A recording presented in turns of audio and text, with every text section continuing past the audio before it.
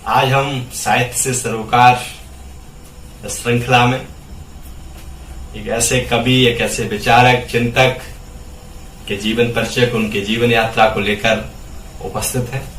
तो चर्चा शुरू करने से पहले मैं चंद्रकांत आपका अपने चैनल लोकबात में बहुत बहुत स्वागत करता हूं। तो आइए, आज हम एक ऐसे कवि के जीवन यात्रा को लेकर आपके बीच में आए हैं। एक ऐसे कवि जो छायावाद के आधार स्तंभ, कीर्ति स्तंभ, प्रकृति के सुकुमार और अनासक्त योगी आप समझ गए होंगे।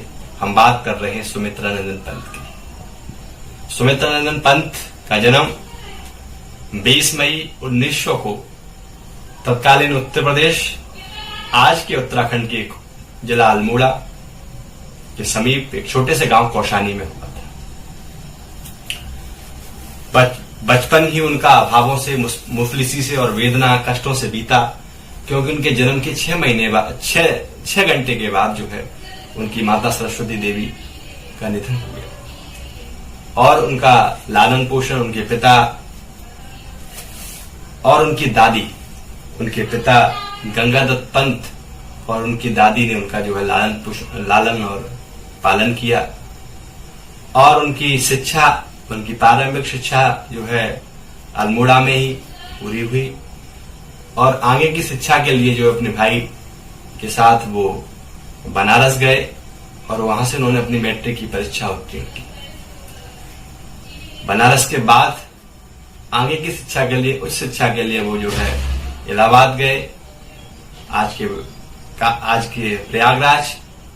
और वहां उन्होंने जो है उच्च शिक्षा के दौरान ही उनके मानस पर, उनके चित्त पर महात्मा गांधी का बहुत व्यापक प्रभाव पड़ा।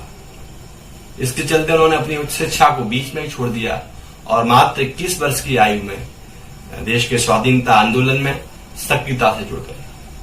उनके मस्तिष्क पर, उनके विचारों पर तत्कालीन जो परिस्थितियां थी, जो तात्कालिक कुरीतियां थी, उसके विरुद्ध एक गहरा प्रतिकार, एक सोच उनके मन में जन्मा। और उसको उन्होंने अपनी लेखनी से भी कुछ यूं व्यक्त किया।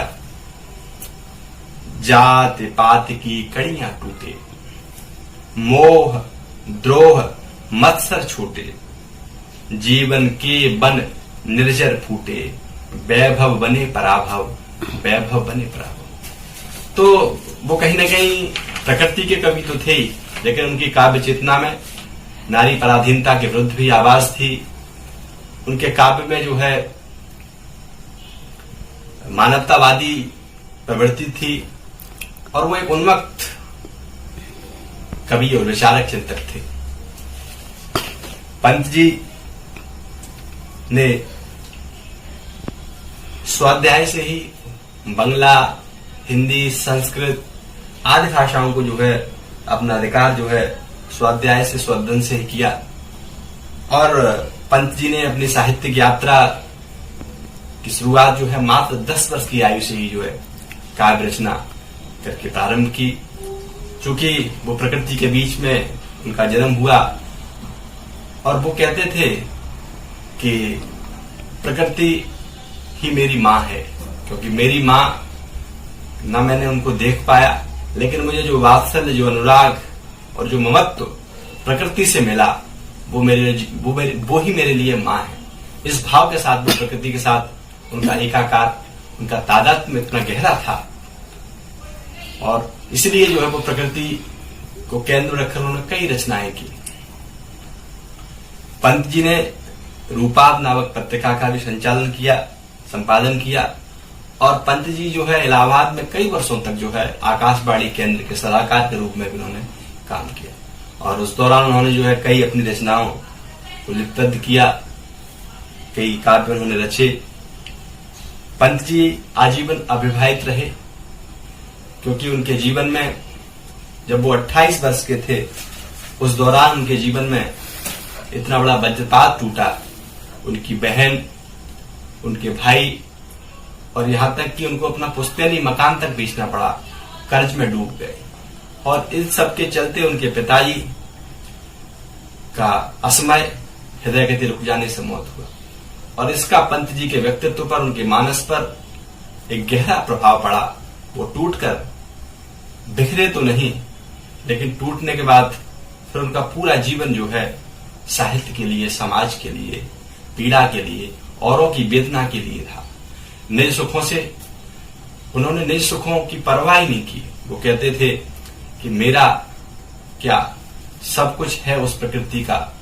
तो इस भाव से वो जीवन भर अविवाहित रहे और उस दौरान उन्होंने अपनी काव्य चेतना को व्यक्त किया, अपनी पीड़ा, अपनी अंतस की वेदना को उन्होंने मुखरित किया और उन्होंने लिखा कि मन की सूनी डाली पर, मन की सूनी डाली पर सीखा कली ने मुस्काना, सीखा कली ने मुस्काना, मैं सीख न पाया अब तक, मैं सीख न पाया अब तक, सुख से दुख को अपनाना, सुख से दुख को अपनाना। अंतस की व्यथा उनके काव्य में, उनके शब्दों में मुखरित होती रही और वो लोगों के लिए एक प्रेरणा और लोगों के लिए एक संदेश बन गई।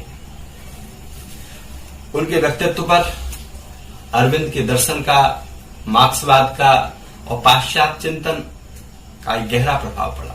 कुछ वर्षों तक वो महर्षि अरविंद के आश्रम में रुके और उन्होंने उनकी विचारधारा से, उनके दर्शन से वो काफी प्रभावित हुए और उन्होंने जो है अपनी काव्य चेतना में उस दर्शन को स्वीकारा और उसको आत्मसात किया।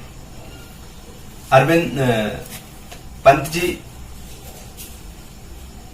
चेतनावादी काव्य धारा में भी उन्होंने बहुत कुछ लिखा और उनकी चेतनावादी काव्य धारा की जो कृतियां हैं उनमें स्वर्ण धूली, स्वर्ण किरण, बाणी, काला और बूढ़ा चाँद, लोकायतन आदि काव्य जो है उनके, उसमें चेतनावादी प्रवृत्ति का पुट है। प्रकृति के कवि थे और चेतनावादी काव्य जो उत्तरोत्तर उनके काल में जो है वो कहने की मानवतावादी और चेतनावादी काव्य की ओर उनका झुकाव हुआ। पंत जी कहते थे कि जीवन में बाह्य दृष्टि को विज्ञान और अंतर्दृष्टि को ज्ञान से समन्वित करके ही जीवन में शांति और सुख को पाया जा सकता है। दोनों का एकाकार आवश्यक है। विज्ञान और प्रकृति का मिलन ही मनुष्य को सच्चा सुख और शांति दे सकता है, ऐसा पंत जी का कहना था, उनका विचार था। पंत जी ने अपने काव्य में प्रकृति को केंद्र में रखा, मानवता को केंद्र में रखा और तात्कालिक जो परिस्थितियां थी उनको भी कहने के उन्होंने अपने काव्य के केंद्र में रखा।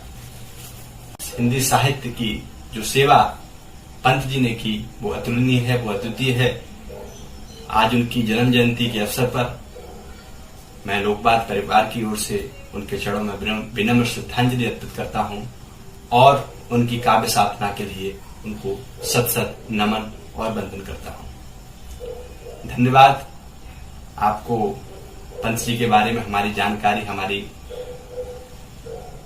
सूचना अच्छी लगे तो आप इसको अन्य लोगों तक प्रसारित कीजिए ताकि पंत जी के व्यक्तित्व, उनके साहित्य साधना से और भी लोग लाभान्वित हों, जुड़े। और कोई महत्वपूर्ण सुझाव हो तो जरूर हमें दर्ज कराएं ताकि आगामी वीडियो में हम जो है गुणात्मक सुधार कर सकें। एक बार फिर से आपका लोकबात में बहुत बहुत धन्यवाद।